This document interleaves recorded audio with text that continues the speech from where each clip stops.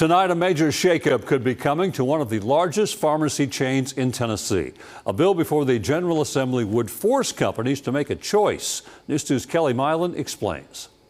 This bill is about who controls your prescription. Right now, some of the largest pharmacy chains are also owned by companies that control the insurance side of the business. CVS is one of them. CVS Health owns retail CVS pharmacies. It also owns Caremark, one of the largest pharmacy benefit managers, or PBMs in the country. PBMs decide which drugs are covered. They negotiate prices. They help determine where patients can fill their prescriptions. Well, Senate Bill 2040 would draw a line saying a PBM cannot own or control a Tennessee pharmacy license. Caremark can't be smack dab with CVS no longer, drawing some concern. I respectfully urge you to vote no on this bill. And to be clear, if the bill passes, I and a lot of my colleagues here will lose our jobs, but our far more concern would be the citizens of the state of Tennessee and the care that they get from our CVS locations. In a statement to News 2, CVS said in part, quote, "The only thing this legislation does is force the closure of 134 CVS pharmacies," adding,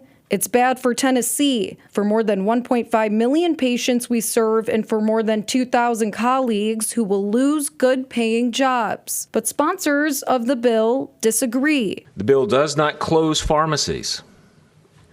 I want to make sure it's clear, divestment does not equal closure. Experts say if this bill becomes law, CVS would have to restructure and separate its PBM operations like Caremark from its retail pharmacies. The way I read the bill is it's okay to be a PBM, it's okay to be a pharmacy, but you can't be both. But I guarantee you they have some stores that are losing money. This is about conflict of interest, supporters of the bill say, and big corporations like CVS who can no longer operate this way. And this vertical integration is tearing our profession apart. I mean, surely you see that. They feel like the same people are deciding what drugs get covered, how much they're costing, how much they're rebating, and that those are chances to get money from them as opposed to have any connection to how to keep them well.